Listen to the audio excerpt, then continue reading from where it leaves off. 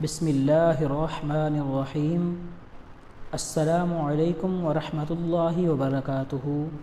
حضرت جابر رضی اللہ تعالیٰ عنہ سے روایت ہے کہ میں نے رسول اکرم صلی اللہ علیہ وسلم کو فرماتے سنا ہے، جب کوئی آدمی اپنے گھر میں داخل ہوتا ہے اور وہ اللہ تعالیٰ کو داخل ہونے اور کھانا کھانے کے وقت بھی یاد کر لیتا ہے تو شیطان اپنے دوستوں سے کہتا ہے کہ نہ تمہارے لیے رات کا قیام ہے نہ ہی رات کا کھانا، اور جب داخل ہوتے وقت اللہ تعالیٰ کو یاد نہیں کرتا تو شیطان کہتا ہے تمہیں رات کا قیام مل گیا۔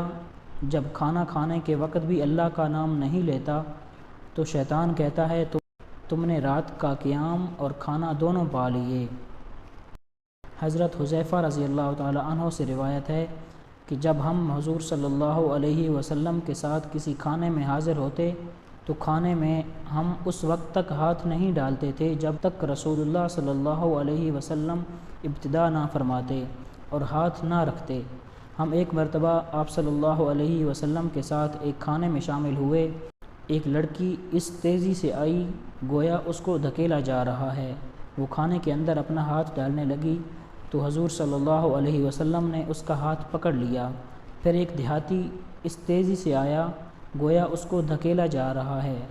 آپ صلی اللہ علیہ وسلم نے اس کا بھی ہاتھ پکڑ لیا تو رسول اللہ صلی اللہ علیہ وسلم نے فرمایا کہ بے شک شیطان اس کھانے کو حلال سمجھتا ہے جس پر اللہ کا نام نہ لیا جائے۔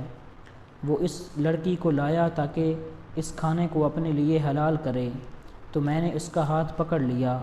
پھر وہ اس دیہاتی کو لایا تو میں نے اس کا بھی ہاتھ پکڑ لیا۔ مجھے اس ذات کی قسم ہے جس کے ہاتھ میں میری جان ہے، بے شک شیطان کا ہاتھ بھی ان دونوں کے ہاتھوں کے ساتھ میرے ہاتھ میں آیا ہے۔ پھر اللہ تعالیٰ کا نام لیا اور کھانا تناول فرمایا۔